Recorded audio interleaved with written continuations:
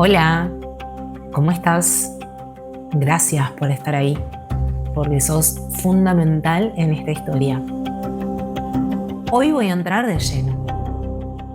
Hay una parte de tu vida adulta que no estás eligiendo, que no estás liderando y que estás repitiendo sin siquiera darte cuenta. Es así porque todo aprendizaje humano sigue la misma lógica, la misma secuencia.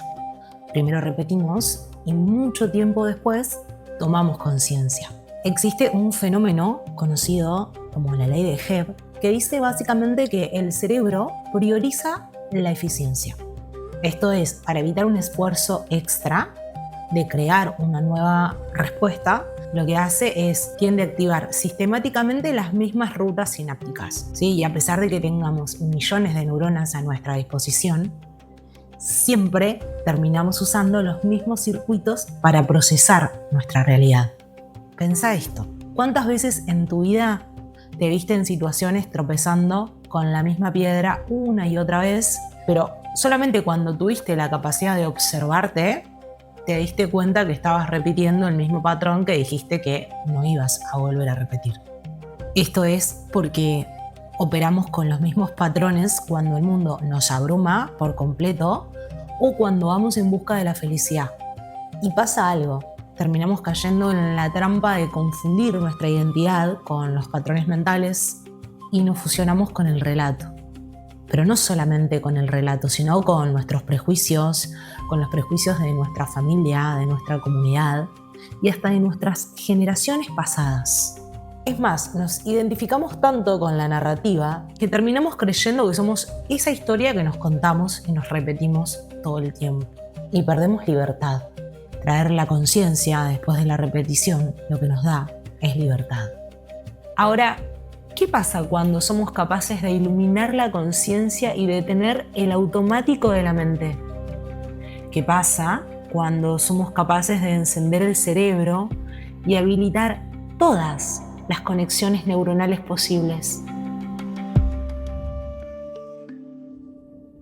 Soy Anto Macei. Hoy vengo a acompañarte en este viaje de funcionar a sentir. No vine a inspirarte, vine a interpelarte. Esto es Conexión en Movimiento. Bienvenidas.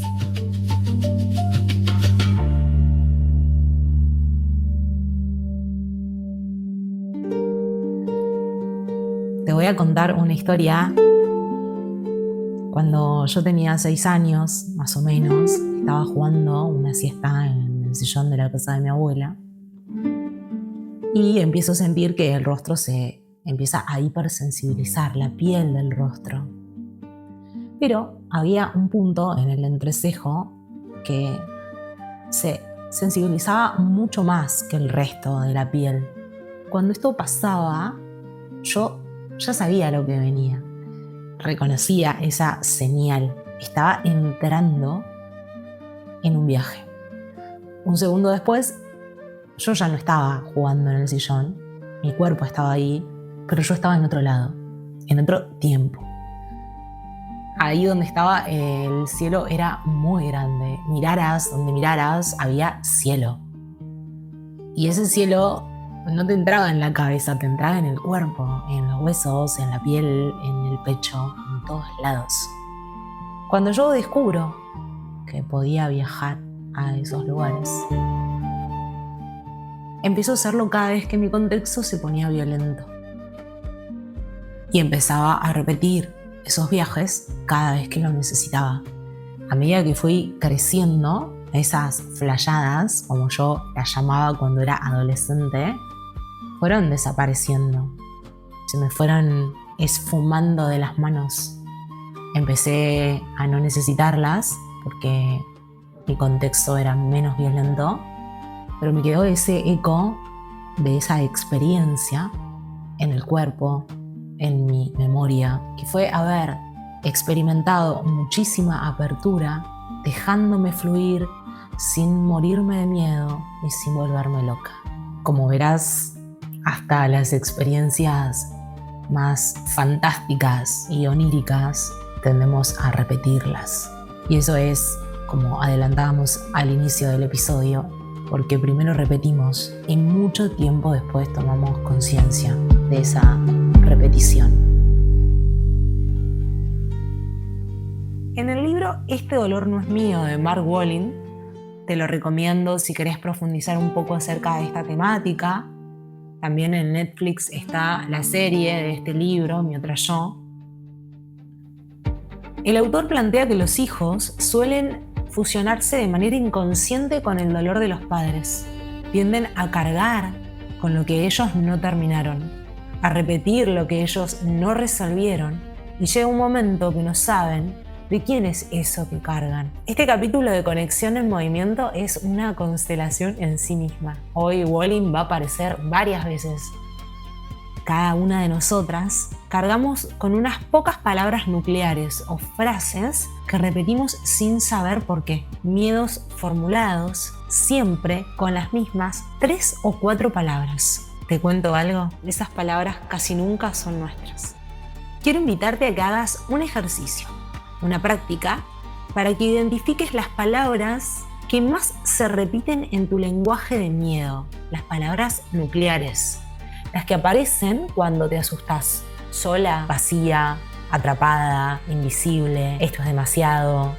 Te propongo que las anotes y después te preguntes quién más en la historia de tu familia podría haber dicho exactamente estas palabras. Las respuestas no siempre van a ser rápidas, pero la pregunta empieza a desarmar el trance. Toda historia personal empieza antes de una misma. La mía empezó en Balcheta, en la Patagonia Argentina, donde aprendí lo que llamé las técnicas MERT, o técnicas mágicas de evasión de la realidad para que no duela tanto, que de adulta transformé en un título honorífico, por supuesto. Aprendí a poner mi energía masculina al frente, a liderarme, a construirme sin manual, porque el manual no llegaba, y lo hice por tanto tiempo que casi que me convencí que eso era yo. Pero el cuerpo iba guardando, iba notando. Esto es el punto de partida. La epigenética es el estudio de cómo las experiencias de generaciones anteriores modifican la expresión genética de quienes vienen después. Trauma, hambre, miedo crónico, violencia. Estudios recientes muestran que el estrés vivido por una abuela puede modificar marcadores biológicos en el cuerpo de su nieta, aunque la nieta no haya vivido ese trauma directamente. Lo que tu cuerpo carga, en parte, no empezó con vos. El cuerpo tiene memoria implícita. Aprendemos antes de las palabras. Lo que viste a los 2 años quedó grabado en tu sistema nervioso, aunque no lo puedas recordar conscientemente. Tu forma de paralizarte ante el miedo, tu forma de ponerte rígida cuando había tensión, tu forma de aflojar cuando tenías que sostenerte. Esto es información. Es la información que traes grabada en tu cuerpo. ¿Sabés qué fue lo más difícil de descubrir? Que mi rebeldía no era rebeldía. Durante años yo creí que era la oveja negra de mi familia, la que venía a romper los moldes, pero un día entendí algo. Yo no rompía los moldes porque fuera rebelde. Los rompía porque mi cuerpo, desde muy chiquita, ya estaba haciendo lecturas del mundo que no podía ponerle palabras hasta ese momento. Yo sentía que mi cuerpo veía, sentía que mi cuerpo sabía antes que mi mente. Te lo voy a decir simple porque vine a decirte lo simple. Hay cosas que tu cuerpo carga que no son tuyas, que al verlas, al reconocerlas, podés transformar. Pero mientras que no las distingas, no podés soltar lo ajeno ni reconocer lo propio. Una pregunta para que te quedes con ella, y no quiero que la respondas rápida. ¿De qué casa venís? ¿Qué clima emocional respiraste antes de poder elegirlo? ¿Qué emoción se permitía en tu casa de origen y cuál no? No respondas todavía, deja que la pregunta quede como un eco en vos un buen rato, hasta quizás toda la semana. Las preguntas buenas no se contestan. Las preguntas buenas se habitan.